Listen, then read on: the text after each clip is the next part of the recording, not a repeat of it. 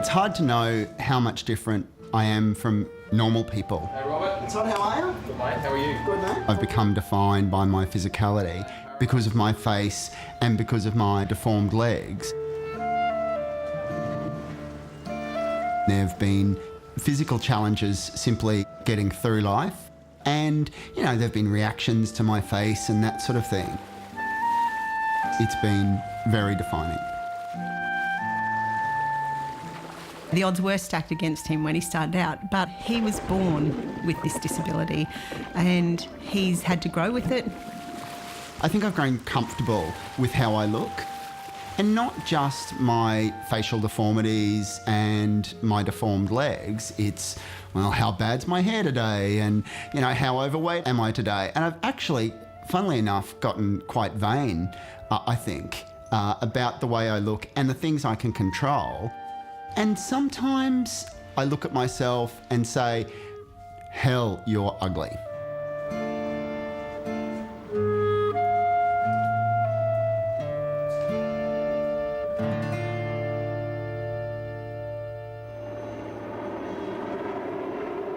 Robert has and always has had a very bold personality. Throughout life he's learnt that he needs to put himself out there. Well, thank you.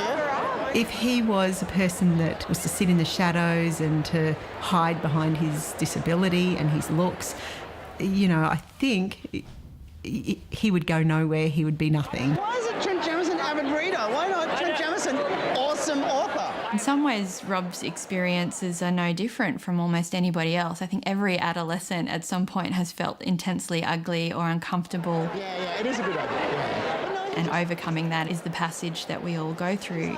He's like reading a chapter every couple of nights, so yeah, no, we'll get through it. It's not that long. I think he's starting to realise how powerful his story actually is for other people as well. His memoir, Ugly, which is what we're really sort of talking about today, is about him growing up disfigured and disabled in Brisbane. People ask me about the title of the book and I say it's ugly. Everyone's uglier than they think.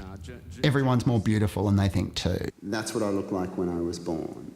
Let's talk about this. Let's acknowledge it. Let's not try and hide away difference, because once we start hiding that stuff away, then everyone loses.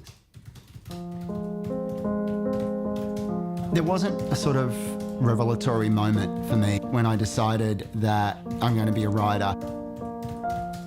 My mother was a big reader, and every single book in our house belonged to our mother.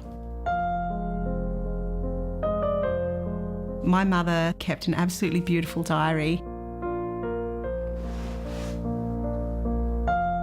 A very honest and very raw, emotional diary of her feelings, and it's an amazing thing to read. And in there, she is so brutally honest.